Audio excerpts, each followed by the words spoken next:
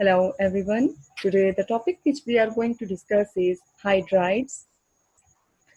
Basically, first of all, you should know what are actually hydrides. Number one, their definition. By definition, we can say that the binary compounds of hydrogen with other elements of the periodic table are called hydrides. It means when hydrogen atom make bonds with other elements, the resultant compounds are called hydrides. Depending upon the nature of the bonds, there are three types of hydrides. Number one, ionic hydrides. Number two, covalent. And number third is intermediate. Moving toward the first type, that is ionic hydrides. As the name is indicating, ionic bond must be present between hydrogen and that element. Elements of group 1A and some heavier members of group 2A form ionic bond with hydrogen. Here, heavier members mean the elements of group 2A which are present down the group, which are having greater atomic size. Second point, these elements, actually the elements of group 1A and group 2A, are electropositive and metallic as well.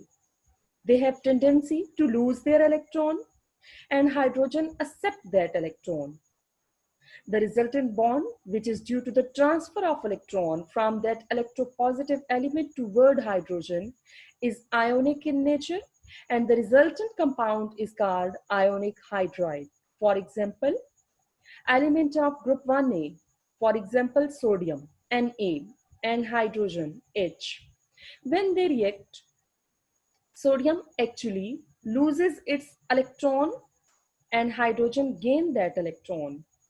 Electron is being transferred from electropositive element sodium toward hydrogen. Due to this transfer of electron, ionic bond forms between sodium and hydrogen, and we say that this is ionic hydride. There are some properties of ionic hydrides. Number one, melting and boiling point. Actually, ionic hydrides have very high melting and boiling points. They are good conductors, but only in molten state. Actually, in molten state, free electrons are available. They exist in solid state. As you know that there are two forms of solid, crystalline and amorphous. Ionic hydrides exist in crystalline form. Moving toward trend in groups and period.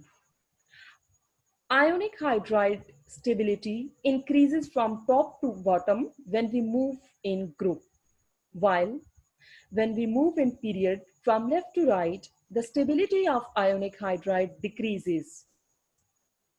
Next, second type, covalent hydrides. As the name is indicating, that covalent bond is present between hydrogen and the other element. Actually, the elements of group 3A and up to group 7A, they form covalent bond with hydrogen. These elements are actually the elements of group 3 to group 7A. These elements are less electropositive. They do not have more tendency to lose electrons, so they share their electrons with hydrogen. The resultant bond, which is formed due to the sharing of electron, is called covalent bond, and the given compound, given hydride, is called covalent hydride. For example, fluorine belongs to group 7A. It has 7 electrons in its outermost shell. Hydrogen belongs to group 1A. It has 1 electron in its outermost shell. If hydrogen and fluorine both share their electron, their bond can be covalent in nature. Actually, by sharing electron, hydrogen completes its duplet while fluorine completes its octet. It means the elements from group 3A to group 7A, they tend to share their electrons and make covalent bond with hydrogen, and the resultant hydrides are covalent in nature. Third type is intermediate hydrides.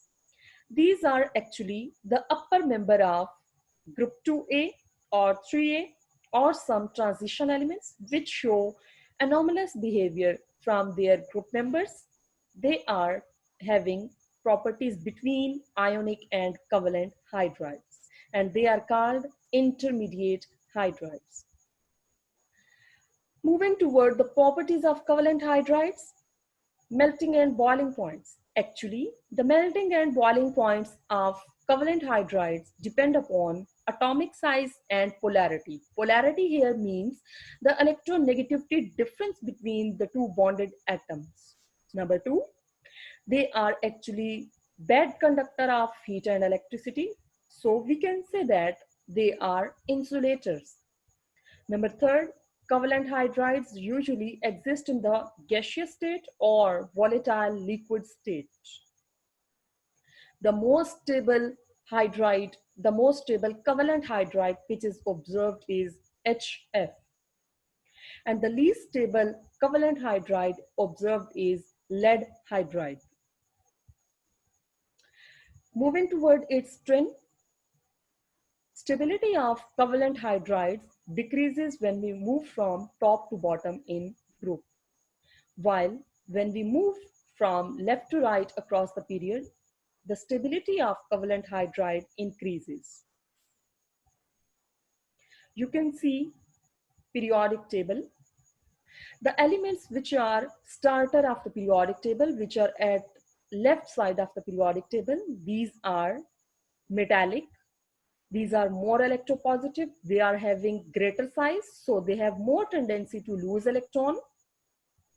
When hydrogen has to make bond with these elements, hydrogen gain electron, and the bond which is formed due to the transfer of electron, these elements have transferred their electron toward hydrogen. The resultant bond is called ionic bond, and these hydrides, we can say that these hydrides are ionic in nature. But when we move from left to right across the periodic table, these green colored elements, these elements are actually less electropositive or more electronegative. They have little tendency to lose electron, yet they share electron with hydrogen. If they share their electrons with hydrogen, it means the resultant bond is covalent. We can conclude our topic as when we move from left to right across the periodic table, covalent nature increases. While when we move from top to bottom across the group, we can say that ionic character increases. While there are some elements which have anomalous behavior or which are between ionic and covalent hydrides, and these hydrides are called, for example, beryllium and magnesium. Due to their small size, they are having properties between ionic and covalent hydrides, and these elements or compounds are called intermediate hydrides. Thank you.